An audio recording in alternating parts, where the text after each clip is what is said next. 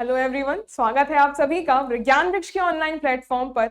इस वीडियो में हम डिस्कस करने वाले हैं मायोग्लोबिन और हीमोग्लोबिन, ये दोनों टॉपिक्स, और इसके साथ साथ इसकी ऑक्सीजन कैरिंग कैपेसिटी, दोनों के जो फैक्टर्स डिपेंडेंट होते हैं। ये कंसेप्ट बूस्टर सीरीज है आपकी, जिसमें ये पर्टिकुलर इन दोनों टॉपिक से आपके जितने भी आपके CSIR नेट और IIT गेट लेवल का आपका स्टैंडर्ड होता है, इसकी हम शॉर्ट में यहाँ पे थ्योरी डिस्कस करके और फिर उसके बाद उसकी क्वेश्चन प्रैक्टिस करेंगे। तो स्टार्ट करेंगे, जैसे कि ये थ्योरेटिकल कंसेप्ट होता है जिससे ये आपका जल्दी कवर हो जाए, तो फिर इसी वजह से आपके लिए पूरे के पूरे यहाँ पे जो भी प्रोसेस होते हैं ये आपके लिए ऑलरेडी यहाँ पे नोटेड डाउन है। जैसे कि मायोग्लोबिन, आप सभी को पता है कि ये वाले सिस्टम बायो इनऑर्गेनिक के अंदर आते हैं। तो इसमें ये मायोग्लोबिन और हीमोग्लोबिन, ये दोनों के दोनों ऑक्सीजन ट्रांसपोर्ट सिस्टम होते हैं। इन दोनों को अगर हम सेपरेटली बात करें कि स्टार्ट करते हैं जहां से हम, तो एक हम पढ़ते हैं oxygen transport system. Oxygen transport system पढ़े जाते हैं।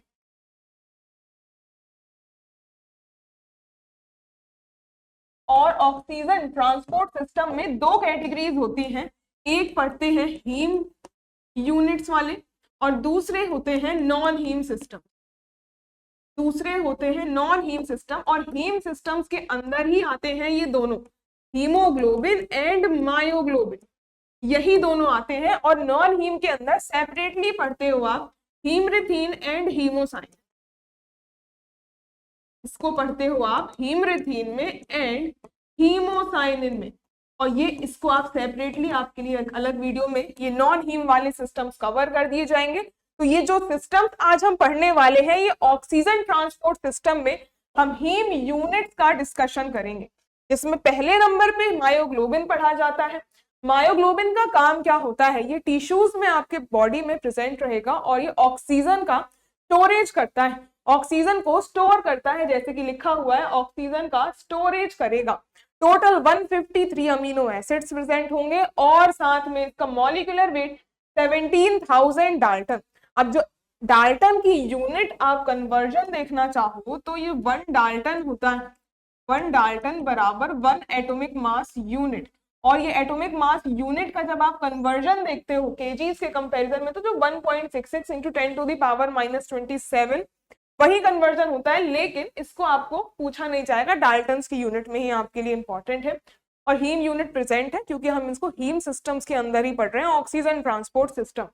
और आयरन हीम यूनिट जहां पे आयरन और पोरफायरिन रिंग हो, आयरन किसी भी ऑक्सीडेशन स्टेट में हो वो आपका इसमें काउंट होगा। साथ में पोरफायरिन रिंग प्रेजेंट होनी चाहिए। पोरफायरिन रिंग कैसी होती है, पोरफायरिन रिंग का स्ट्रक्चर देख लीजिए। इसमें पायरोल कंटेनिंग ऐसी 4 यूनिट्स होती है, पायरोल कंटेनिंग ऐसी 4 यूनिट्स देखने को मिलेंगी और ये एक कार्बन से बीच में जुड़ी होती है। और ये फुली कॉन्जुगेटेड सिस्टम जिसमें 11 पाई बॉन्ड्स, 1 2 3 4 5 6 7 और फिर उसके बाद 8 9 10 11, इस तरीके से ओवरऑल। एक सेकेंड, एक डबल बॉन्ड यहाँ पे, इसमें एक बॉन्ड यहाँ पे 1 2 3 4 5 6 7, फिर यहाँ पे ये आएगा एक डबल बॉन्ड, देन इधर, फिर इधर और फिर इधर, 1 2 3 4 5 6 7 8 9 10 11, और यहाँ पे NH और एक ये NH, और ये इसमें लोन पेयर्स प्रेजेंट होते हैं। This is the porphyrin ring. और जब मेटलो पोरफायरिन रिंग कॉम्प्लेक्स में आयरन सेंटर एटम में प्रेजेंट होता है तो ये बन जाती है अब ओवरऑल हीम सिस्टम। और इसका स्ट्रक्चर की बात करें मायोग्लोबिन के स्ट्रक्चर की, तो ये यही पोरफायरिन रिंग शॉर्ट में ऐसे रिप्रेजेंट करी जाती है। आयरन इसमें +2 ऑक्सीडेशन स्टेट में रहेगा और ये जो OH2 बॉन्ड है ये आपका परमानेंट बॉन्ड नहीं है, ये प्रॉक्सिमेट बॉन्ड होता है। ये प्रॉक्सिमेट बॉन्ड होता है और हिस्टिडीन होता है डिस्टल बॉन्ड। ये कोऑर्डिनेशन नंबर सिर्फ हिस्टिडीन और ये जो 4 नाइट्रोजन यहाँ पे जो पोरफायरिन रिंग के, तो ये 5th कोऑर्डिनेशन साइट होगी और यहाँ बॉर्डर जस्ट यहाँ पे डिस्टल बॉन्ड यहाँ पे होगा, प्रॉक्सिमेट बॉन्ड होगा। एग्जैक्ट इसकी कोऑर्डिनेशन नंबर 5 ही काउंट करी जाएगी।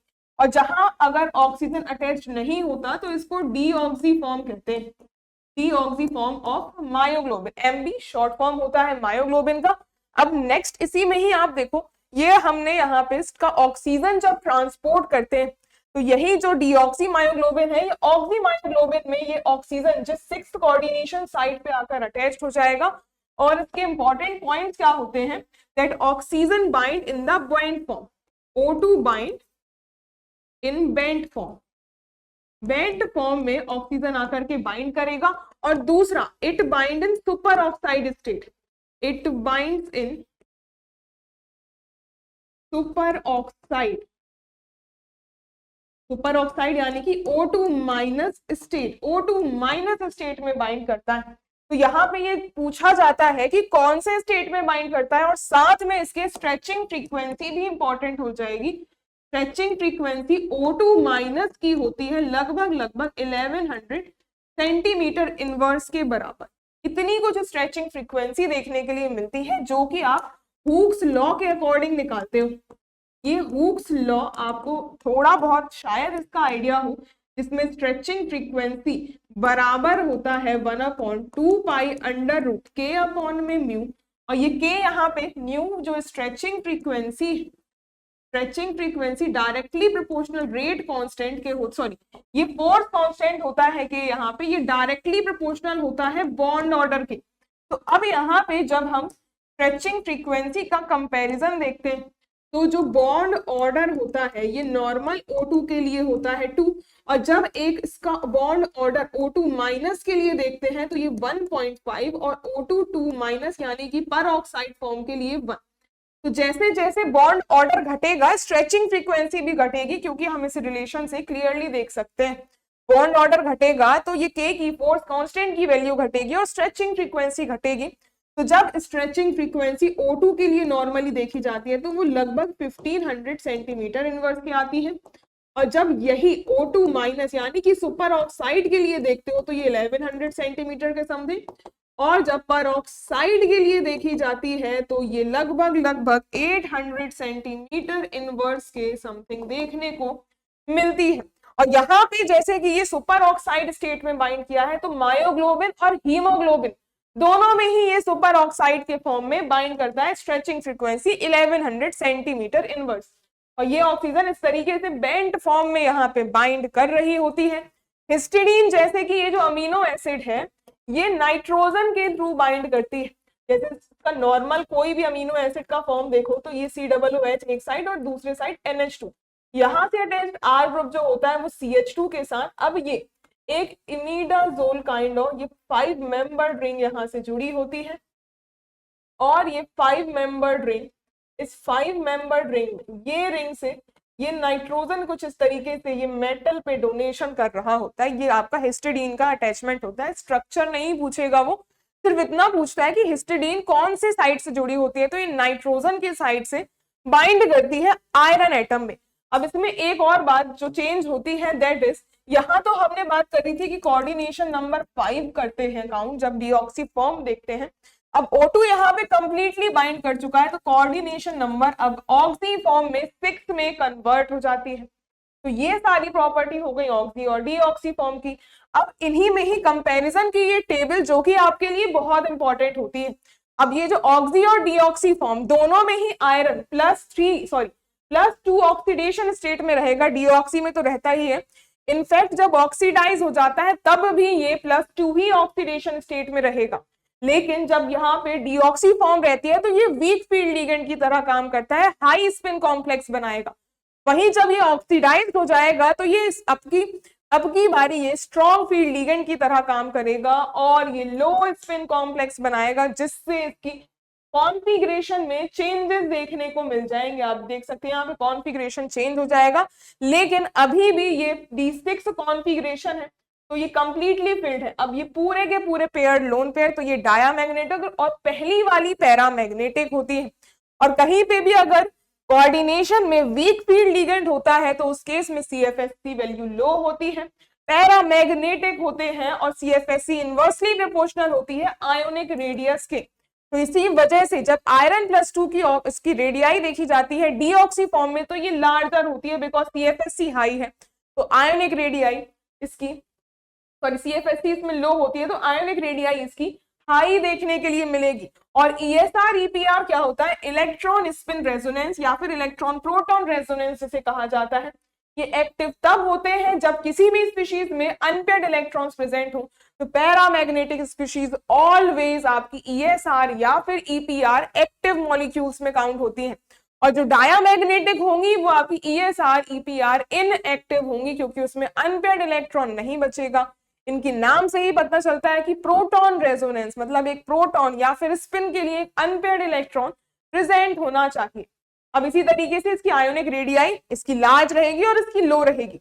अब दूसरा यहाँ पे पॉइंट क्या होता है कि आयरन जो डीऑक्सी फॉर्म में आयोनिक रेडियस लार्ज है, तो वो पोरफायरिन रिंग में कंप्लीटली फिट नहीं बैठता, वो उससे थोड़ा सा बाहर निकला हुआ होता है, वही लिखा हुआ है इसमें कोऑर्डिनेशन नंबर 5। जबकि यहाँ पे डीऑक्सी फॉर्म में उसकी आयरन का साइज छोटा हो जाएगा, पोरफायरिन रिंग में वो कंप्लीटली फिट हो जाएगा, प्लेनर हो जाएगा, पूरा उसी के साथ परफेक्टली फिट हो जाएगा। तो ये रही आपकी, it is perfectly fit in the plane of porphyrin ring, coordination number 6। और ये स्क्वायर पिरामिडल ज्योमेट्री होती है क्योंकि कोऑर्डिनेशन नंबर 5 है। जब कोऑर्डिनेशन नंबर 6 में कन्वर्ट होगा तब इसकी ओवरऑल ज्योमेट्री जो होगी वो ऑक्टाहेड्रल में कन्वर्ट हो जाएगी।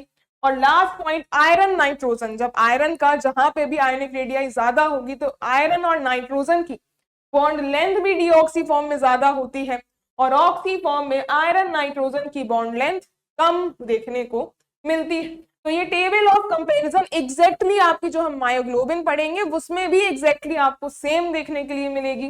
तो ये तो हो गया कंप्लीट आपका मायोग्लोबिन। अब आते हैं नेक्स्ट जो कि है हीमोग्लोबिन। ये रहा हीमोग्लोबिन का स्ट्रक्चर। ये टेट्रामर होता है मायोग्लोबिन का, ये जो है ये टेट्रामर होता है मायोग्लोबिन का। जैसे कि एक यहाँ पे यूनिट देखी हमने, हर जगह आयरन +2 में ही रहेगा, हर जगह आयरन +2 ऑक्सीडेशन स्टेट में ही रहेगा। और ये जो बीच में ये सेल्स कनेक्टेड, ये सारी 4 यूनिट्स जो हमने बोला टेट्रामर है, ये सॉल्ट ब्रिज के थ्रू कनेक्टेड होती है। ये जो सेंटर में डॉटेड लाइन से ड्रॉ किया गया है, दिस इज सॉल्ट ब्रिज। ये सॉल्ट ब्रिज से आपस में इंटरकनेक्टेड होती है। और ये आपके पास 4 यूनिट, जिसमें एक साइड 141 अमीनो एसिड और दूसरा यहाँ पे 146 अमीनो एसिड्स होते हैं। अब इसके नाम से एक बात और समझिए आप, जैसे कि हीमोग्लोबिन को अगर हम 2 नामों में तोड़ें तो एक मिलता है हमें इससे हीमो, मतलब एक हीम यूनिट मिलेगी, और दूसरा यहाँ पे मिलता है ग्लोबिन। ग्लोबिन यानी कि प्रोटीन चेन्स होता है। हीम यहाँ से समझ में आता है कि यहाँ पोरफायरिन रिंग और आयरन होगा, हीम यूनिट प्रेजेंट होगी। ग्लोबिन प्रोटीन चेन्स जो होती हैं, इसमें 2 अल्फा और 2 beta amino acid chain present होती हैं। ग्लोबिन का मतलब ही होता है प्रोटीन चेन, इसका मतलब ही होता है प्रोटीन चेन। और इसमें मॉलिक्यूलर वेट थोड़ा लॉस हो जाएगा यहाँ से, और इसका 64,000 डाल्टन्स निकल के आएगा। ये रेड ब्लड सेल्स में प्रेजेंट होती हैं। फंक्शन क्या है इसका, मायोग्लोबिन स्टोरेज करती है डायऑक्सीजन का, और हीमोग्लोबिन ऑक्सीजन को ट्रांसफर करती है ब्लड से टिश्यूज में। तो ये इसका फंक्शन होता है, और इसी वजह से ये ऑक्सीजन ट्रांसपोर्ट सिस्टम में काउंट किए जाते हैं। लिखा हुआ है salt bridge connects 4 units of यहाँ पे हीमोग्लोबिन। तो ऐसा कंप्लीट स्ट्रक्चर। अब जो ऑक्सीजन बाइंड करती है, इसका ऑक्सीडाइज फॉर्म आपको ड्रॉ नहीं करना है क्योंकि वो नहीं पूछा जाएगा। ये यही आपका मायोग्लोबिन का 4 यूनिट्स जो कनेक्टेड हैं आपस में, ऑक्सीजन आकर के बाइंड करेगा यहाँ 6th साइड से। ये सॉल्ट ब्रिज जो होता है, ये जो सॉल्ट ब्रिज है एक्चुअल में, ये जो सॉल्ट ब्रिज है एक्चुअल में ये आयरन तक जुड़ा होता है। ये 6th कोऑर्डिनेशन साइड जो होती है, इसको तोड़ेगा। ये यहाँ साइड से ये सॉल्ट ब्रिज टूटेगा और इसी साइड से ऑक्सीजन आकर बाइंड करेगा। सॉल्ट ब्रिज इसी तरीके से 4 सॉल्ट ब्रिज टूटेंगे और 4 ऑक्सीजन आकर के बाइंड करते हैं, क्योंकि यहाँ 4 यूनिट्स हैं। That's why 4 oxygen molecules are required. 4 oxygen molecules are required. यहाँ 4 ऑक्सीजन के मॉलिक्यूल्स रिक्वायर्ड होते हैं, और इस केस में भी ये सुपर ऑक्साइड के फॉर्म में ही बाइंड करती है, जो कि हमने मायोग्लोबिन में ही डिस्कस कर लिया था। स्ट्रेचिंग फ्रीक्वेंसी जिसकी लगभग 1100 सेंटीमीटर इनवर्स के ही देखने को मिलेगी। तो ये पूरा का पूरा यहाँ पे स्ट्रक्चर और इसकी प्रॉपर्टीज हो गई हीमोग्लोबिन के रिगार्डिंग। अब यहाँ पे और प्रॉपर्टीज देखिए जिसमें इसका आता है कोऑपरेटिव इफेक्ट। कोऑपरेटिव इफेक्ट होता क्या है, जब यहाँ पे ऑक्सीजन आकर बाइंड करेगी, सॉल्ट ब्रिज टूटेगा, तो अगली जब ऑक्सीजन आकर बाइंड करती है तो उसका रेट और ज्यादा एनहेंस हो जाता है। तो मतलब एक ऑक्सीजन का आने से अगली ऑक्सीजन के आने के रेट को वो फैसिलिटेट कर देती है हीमोग्लोबिन के केस में, उसको ही हम कहते हैं कोऑपरेटिव इफेक्ट। तो यहां पर वही आपको दिया हुआ है, addition of 1 O2 molecule to 1 haem unit, जो कि हीमोग्लोबिन की एक यूनिट में आकर ऐड करेगा, वो फर्दर अपकमिंग O2 मॉलिक्यूल के एडिशन को फैसिलिटेट कर देती है और इसके ही इफेक्ट को कहते हैं, increase of rate of O2 is called cooperative effect. और जैसे कि आप देख सकते हो इसको रिप्रेजेंट कैसे किया जाता है, हीमोग्लोबिन में एक ऑक्सीजन आई, HbO2 बना जिसका रेट K1, अगली यहाँ पे HbO2 यहाँ पे जो फॉर्म हुआ उसमें एक और ऑक्सीजन आई, रेट K2 था, तो HbO2 का होल ट्वाइस, लाइकवाइज करते करते 4 ऑक्सीजन आएंगी 4 हीम यूनिट में। और यहाँ पे जैसे जैसे आपकी ऑक्सीजन बाइंड करती जा रही है, रेट ऑफ ऑक्सीजन एडिशन बढ़ता जा रहा है, K4 फिर K3 फिर K2 फिर लीस्ट होगा K1। This increase of the rate of oxygen addition is called cooperative effect. और ये इसका एडिशन जो होता है रिवर्सिबल नेचर का होगा, और साथ में यहाँ पे ये जो ऑक्सीजन का एडिशन होता है हीमोग्लोबिन के केस में ये pH डिपेंडेंट होता है। तो यहाँ पे ऑक्सीजन जो आकर बाइंड करती है हीमोग्लोबिन और मायोग्लोबिन दोनों में ही, इनके हमें साथ के साथ ऑक्सीजन बाइंडिंग कैपेसिटी कौन से फैक्टर्स पे डिपेंड करती है ये भी साथ के साथ देखना होगा। तो उन फैक्टर्स को देखने से पहले इसकी डिफरेंशिएशन वाली जो दोनों फैक्टर्स को सेपरेट आउट करती है वो टेबल को जानना भी जरूरी है। तो ये टेबल जो कि एग्जैक्टली रिजेंबल करती है मायोग्लोबिन वाले केस से, एग्जैक्टली आपको वैसा ही देखने के लिए मिलेगा कि यहाँ पे दोनों आयरन जगह डीऑक्सी हो चाहे ऑक्सी हो, यहाँ पे दोनों +2 ऑक्सीडेशन स्टेट में रहेंगे, लेकिन डीऑक्सी में ये वीक फील्ड लिगेंड की तरह काम करेगा और यहाँ पे ये स्ट्रॉन्ग फील्ड लिगेंड, तो फिर इसका लो स्पिन कॉम्प्लेक्स बनेगा और यहाँ पे high spin complex. CFSC weak field ligand में लो होती है और स्ट्रॉन्ग फील्ड लिगेंड में हाई होती है। उसी अकॉर्डिंग इसका D6 कॉन्फ़िगरेशन का जब T2G और EG में पेयरिंग हो जाएगी, जब ऑक्सी फॉर्म होगी, जब डीऑक्सी फॉर्म होगी तो पेयरिंग नहीं होगी। और फिर आयरन +2 लार्जर रेडियस जो कि हमने डिस्कस किए थे, ये सारे फैक्टर्स एग्जैक्टली रिजेंबल करते हैं। और यहाँ पे एडिशनल फैक्टर आपको पढ़ने होते हैं कलर के रिगार्डिंग, जो कि इसमें वायलेट कलर आता है due to pi to pi star transition, ये डीऑक्सी फॉर्म का है, और इसकी ऑक्सी फॉर्म रेड कलर की होती है due to pi star intraligand transfer. और ये pi to pi star transition कहाँ मिलते हैं, जो porphyrin ring fully conjugated system थी, कंप्लीटली एरोमेटिक रिंग होती है पोरफायरिन रिंग, उसमें जितने 11 पाई बॉन्ड्स हैं उन्हीं के बीच में पाई टू पाई स्टार इंट्रालीगेंड ट्रांजिशन की वजह से इनमें कलर्स आते हैं। और इंपॉर्टेंट चीज क्या है कि ये जो डीऑक्सी फॉर्म है ये आप देख सकते थे सॉल्ट ब्रिज कनेक्टेड थे, तो इसी वजह से इसको टेंस्ड फॉर्म कहा जाता है। और जब यहाँ पे ऑक्सीजन बाइंड हो जाते हैं तब ये अपनी रिलैक्स्ड स्टेट में कन्वर्ट हो जाती है, तब ये अपनी रिलैक्स्ड स्टेट में कन्वर्ट हो जाती है। तो जो ऑक्सी फॉर्म है उसे रिलैक्स्ड स्टेट कहते हैं, डीऑक्सी फॉर्म को टेंस्ड स्टेट कहा जाता है। और यहाँ पे शेप स्क्वायर पिरामिडल और यहाँ ऑक्टाहेड्रल ज्योमेट्री एग्जैक्टली बाकी के सारे पॉइंट मायोग्लोबिन से रिजेंबल करेंगे, बाकी के सारे पॉइंट एग्जैक्टली वैसे ही रिजेंबल करेंगे। और जो मायोग्लोबिन है, एक और पॉइंट यहाँ पे एडिशन देख लेना कि इस मायोग्लोबिन में भी जो पोरफायरिन रिंग प्रेजेंट है, इसकी वजह से पाई टू पाई स्टार ट्रांजिशन यहाँ भी देखने को मिलता है। इस केस में भी pi to pi star transition देखने को मिलेगा, पाई टू पाई स्टार इंट्रालीगेंड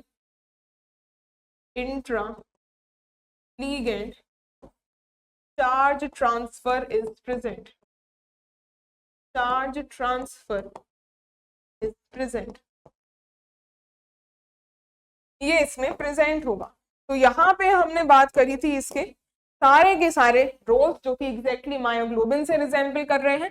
अब इसमें एक और इंपॉर्टेंट पॉइंट क्या होता है कि जो प्रोटीन चेन होती है वो क्या रोल प्ले करती है ऑक्सीजन की बाइंडिंग में। तो ये रोल ऑफ प्रोटीन चेन जो है, रोल ऑफ ग्लोबिन, यानी कि हमने लिखा था प्रोटीन चेन, तो ये ग्लोबिन चेन जो होती है कन्वर्जन को प्रिवेंट करती है आयरन +2 के आयरन +3 में, क्योंकि जब आयरन +3 में कन्वर्ट हो जाता है, जब भी आयरन +3 में कन्वर्ट हो जाएगा तो ये ऑक्सीजन को ट्रांसपोर्ट नहीं करता, please do not carry oxygen, मतलब ऑक्सीजन का ट्रांसपोर्ट रुक जाएगा। इसी वजह से बॉडी में आपकी जब आयरन जो भी यहाँ पे हीमोग्लोबिन अगर वो +3 ऑक्सीडेशन स्टेट में कंप्लीटली कन्वर्ट हो गया तो फिर वो ऑक्सीजन को ट्रांसपोर्ट करना बंद कर देगा। इसीलिए बढ़ती उम्र के साथ आपकी जो फॉर्म होती है वो यहाँ पे डीऑक्सी से यहाँ पे फॉर्म कन्वर्ट होती जाती है।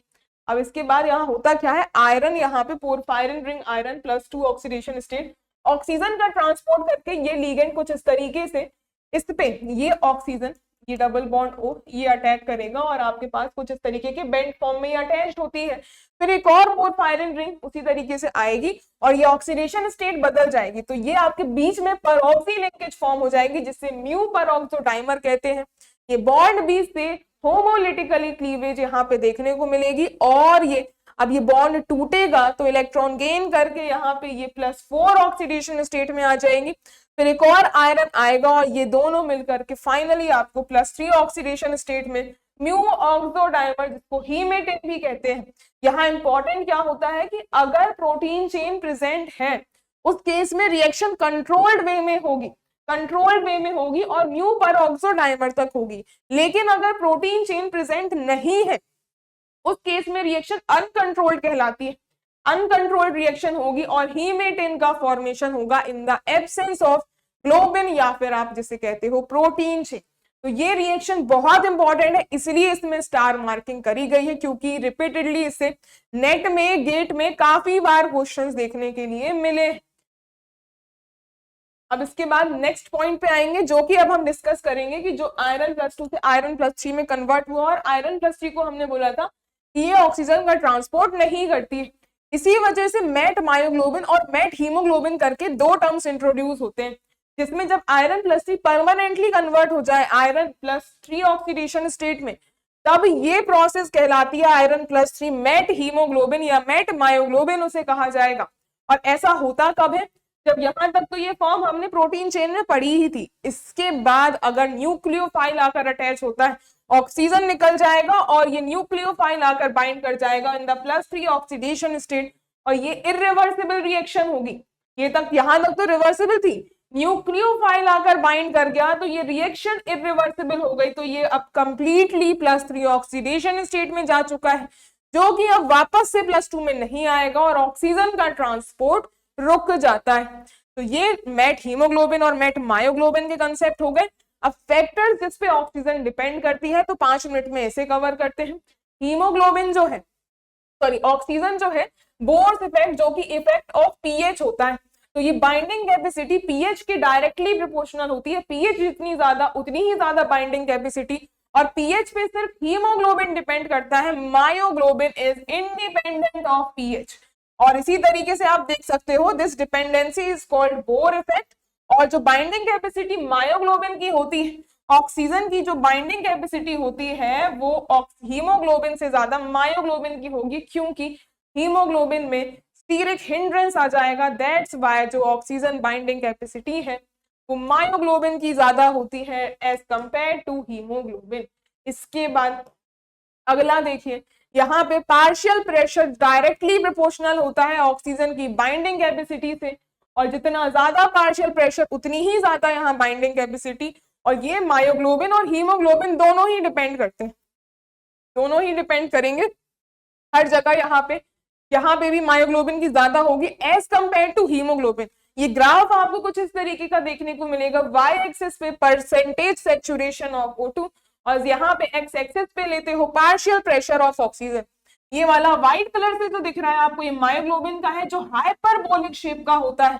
ऑरेंज कलर से ये जो ग्राफ नजर आ रहा है ये सिग्मोडियल है और ये हीमोग्लोबिन का होगा जो कि पीएच डिपेंडेंट होगा, मायोग्लोबिन पीएच इंडिपेंडेंट होगा। ये ग्राफ बहुत इंपॉर्टेंट है, इससे काफी बार क्वेश्चन आपको देखने को मिलते हैं स्टेटमेंट वाले। अगला देखिए यहाँ पे अब एनवायरमेंट का यानी कि गैसेस का क्या इफेक्ट पड़ता है। यहाँ पे गैसेस की बाइंडिंग कैपेसिटी कुछ इस तरीके से होगी, ऑक्सीजन तब भी बाइंड करती है क्योंकि ये बेंड फॉर्म में बाइंड करेगी, बाकी सारी ये जो हायर कैरिंग कैपेसिटी रख रही हैं ये लीनियरली बाइंड करती है। जैसे मान लीजिए आयरन +2 है, इसमें ये जो साइनाइड है ये खुद लीनियर होता है तो ये लीनियरली बाइंड करेंगे, लेकिन आयरन +2 से ऑक्सीजन इस तरीके से बेंड फॉर्म में बाइंड करता है, दैट्स व्हाई इनकी हायर बाइंडिंग कैपेसिटी होने के बावजूद भी ऑक्सीजन प्रेफर किया जाता है। तो ये हो गई आपकी एनवायरमेंट की। और लास्टली इसमें बीपीजी का इफेक्ट, बाईफॉस्फोग्लाइसरेट। अब इसमें ये जो बाइंडिंग कैपेसिटी, ये बाईफॉस्फोग्लाइसरेट जो है ऑक्सीजन की बाइंडिंग कैपेसिटी को डिक्रीज कर देता है टुवर्ड हीमोग्लोबिन में ही इसका इफेक्ट देखने के लिए मिलेगा। ये सॉल्ट ब्रिज में जाके दो मॉलिक्यूल्स को तोड़ देगा, दो सॉल्ट ब्रिज टूटेंगे, दो ऑक्सीजन ट्रांसपोर्ट करेगा और लाइकवाइज यहाँ पे उसको रिलैक्स्ड स्टेट में कन्वर्ट करके उसकी बाइंडिंग कैपेसिटी को डिक्रीज कर देता है हीमोग्लोबिन की। अब बढ़ते हैं क्वेश्चंस की तरफ। तो यहाँ पे हमने थ्योरी वाला पार्ट कंप्लीट कर लिया, तो आई होप आपको ये कंसेप्ट क्लियर हो गया होगा। अब हम इसके क्वेश्चन जो कि प्रीवियस ईयर के बेसिस पे ही उसका लेवल बनाया गया है, CSIR नेट के लेवल का ही रखा गया है, जो कि आपका मायोग्लोबिन और हीमोग्लोबिन के कंसेप्ट्स को कवर करेगा और क्लियर करेगा। पहले क्वेश्चन में which statement is are correct about redox state of hemoglobin and myoglobin? इनके redox state यानी कि ऑक्सीडाइज्ड और रिड्यूस्ड फॉर्म के बारे में। डीऑक्सी हीमोग्लोबिन कंटेन्स आयरन +2, दोनों में ही बात करी थी, दोनों में ही जो डीऑक्सी और ऑक्सी फॉर्म होती है, चाहे हीमोग्लोबिन की चाहे मायोग्लोबिन की, दोनों में ही आयरन +2 ऑक्सीडेशन स्टेट में हमने बोला था।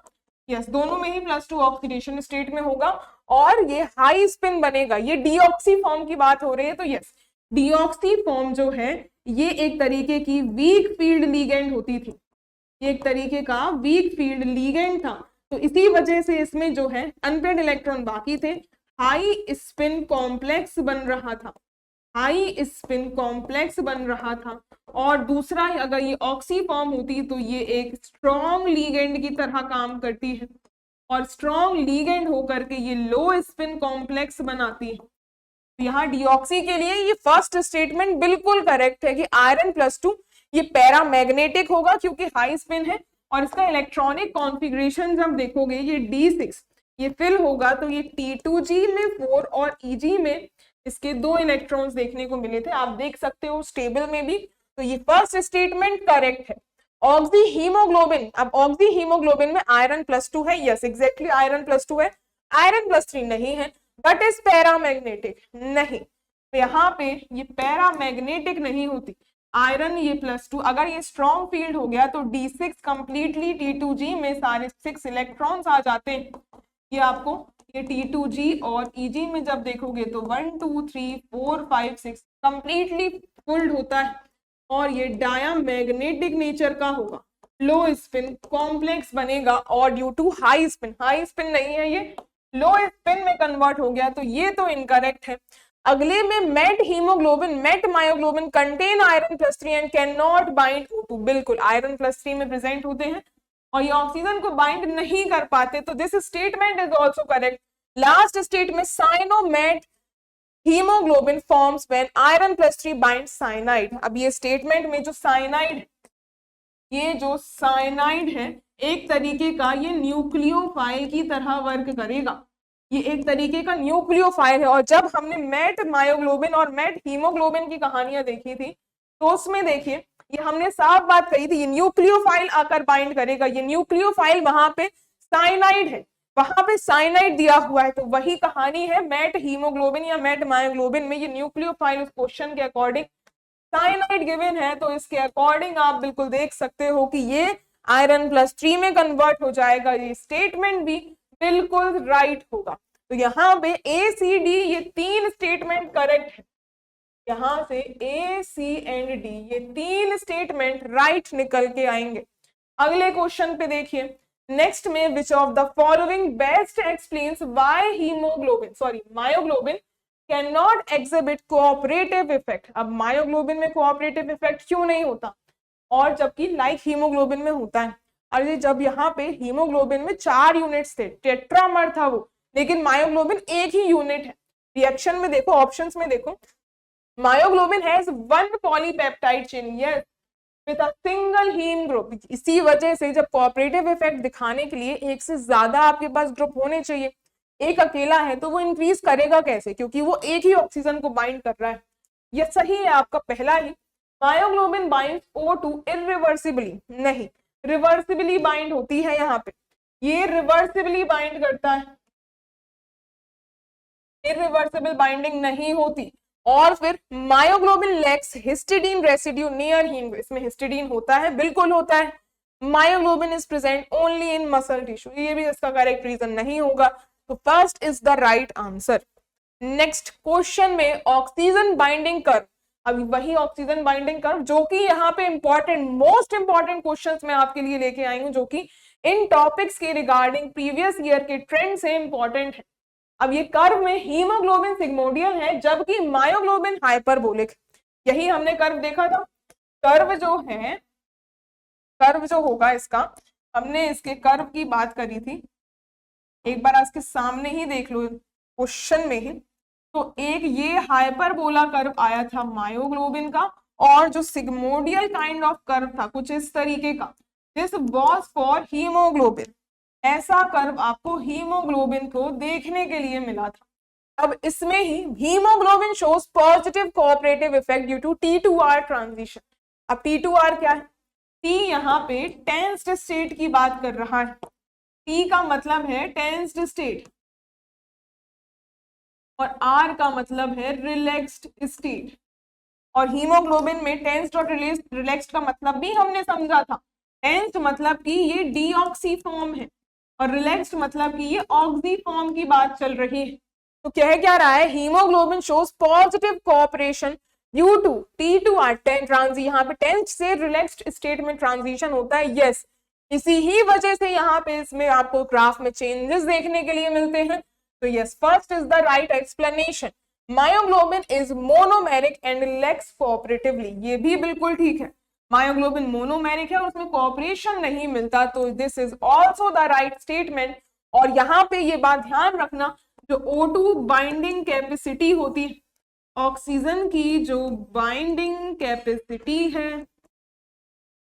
वो मायोग्लोबिन की हमेशा ज्यादा होगी एज कंपेयर टू हीमोग्लोबिन, और ये चीज स्टीरिक फैक्टर से बहुत ज्यादा अच्छे से क्लियर होती है, ड्यू टू स्टीरिक फैक्टर। अगला पॉइंट देखिए, haemoglobin binds O2 only in R state. R मतलब यहाँ पे रिलैक्स्ड स्टेट, रिलैक्स्ड स्टेट मतलब होता है R मतलब कि यहाँ रिलैक्स्ड स्टेट की बात हो रही है जो कि ऑक्सी फॉर्म है। नहीं भाई, ये डीऑक्सी फॉर्म में बाइंड करेगी, तो सी स्टेटमेंट तो इनकरेक्ट हो गया, ये तो इनकरेक्ट हो गया। Myoglobin exhibits Bohr's effect whereas haemoglobin does not. Bohr effect होता है पीएच वाला इफेक्ट। बोर इफेक्ट क्या है? ये पीएच का इफेक्ट है, और पीएच का इफेक्ट जो है ये अप्लाई होता है हीमोग्लोबिन में। Myoglobin is independent of pH, ये हमने वहां पर भी देख लिया था, ये पीएच के इंडिपेंडेंट होता है। तो मायोग्लोबिन एक्सिबिट्स, इसमें उल्टा लिख दिया है कि मायोग्लोबिन में बोर इफेक्ट होगा, बल्कि नहीं, मायोग्लोबिन में इफेक्ट नहीं होता, हीमोग्लोबिन में होता है। तो ए एंड बी यहाँ से दो स्टेटमेंट सही होंगे। ये क्वेश्चन भी आपका कवर हो गया। एक और यहाँ पे लास्ट क्वेश्चन देखते हैं जिससे आपका ये पूरा का पूरा टॉपिक रैप अप हो जाएगा। स्टेटमेंट 1 और स्टेटमेंट 2 दिए हुए हैं। कंफ्यूजन यहाँ पे बच्चों को इनकी ऑक्सीडेशन स्टेट में होती है, क्योंकि यूजुअली ऑक्सीडाइज्ड होके ऑक्सीडेशन स्टेट +3 से मतलब +2 से +3 में जाने के चांसेस लोगों को ज्यादा लगते हैं, जो कि कई बार मेंशन्ड। लेकिन प्रीवियसली आई ट्रेंड में उसकी आंसर की से क्लियर हो चुका था कि जब ऑक्सीडाइज्ड फॉर्म भी होती है तब भी आयरन +2 में ही रहता है, +3 में नहीं जाता। ये सिर्फ हीमोग्लोबिन और मायोग्लोबिन की कहानी होती है। वहीं इस स्टेटमेंट में भी दिया हुआ है कि हीमोग्लोबिन में iron +2 becomes oxidised to iron +3 upon O2 binding forming met, यहाँ पे फॉर्मिंग मेट मायोग्लोबिन। ये स्टेटमेंट मेट मायोग्लोबिन के रिगार्डिंग तो ठीक है कि उसमें +3 ऑक्सीडेशन होगी, लेकिन ऑक्सीडाइज्ड नहीं होता ऑक्सीजन के साथ बाइंड करके। ये न्यूक्लियोफाइल के साथ जब बाइंड करेगा तब ये मेट मायोग्लोबिन में कन्वर्ट होता है। ये डायरेक्टली अगर हम आयरन को यहाँ पे ऑक्सीडाइज करवा दे रहे थे, उस केस में ये आयरन +2 ही रहेगा, बस ये बेंड फॉर्म में आकर बाइंड कर रहा था, ऑक्सीडेशन स्टेट नहीं बदली थी। और मेट में इसके लिए हम क्या करवाते थे, न्यूक्लियोफिलिक अटैक होता था, ना कि ऑक्सीजन के साथ बाइंड करके ऑक्सीडेशन स्टेट में चेंज आएगा। तो ये स्टेटमेंट फॉल्स हो जाएगी। अगला देखिए, मेट myoglobin is physiologically inactive in oxygen transport. Yes, बिल्कुल, यहाँ पे जो मेट हीमोग्लोबिन है ये वाली ऑक्सीजन का ट्रांसपोर्ट नहीं कराएंगे, इस फॉर्म में स्टॉप हो जाता है ऑक्सीजन का ट्रांसपोर्ट। तो this statement is incorrect, sorry this statement is correct. बिल्कुल सही दिया हुआ है कि जो मेट हीमोग्लोबिन फॉर्म होता है वो इनएक्टिव होती है ऑक्सीजन ट्रांसपोर्ट में। तो सेकंड स्टेटमेंट तो करेक्ट है, लेकिन फर्स्ट इनकरेक्ट है। तो ऑप्शंस में देखो, statement 1 is false and 2 is true. C is the right option, इसका सी राइट ऑप्शन होगा। तो आई होप आपको ये कंप्लीट लेक्चर हीमोग्लोबिन और मायोग्लोबिन के रिगार्डिंग आपके सारे कंसेप्ट क्लियर हो गए होंगे। Thank you so much.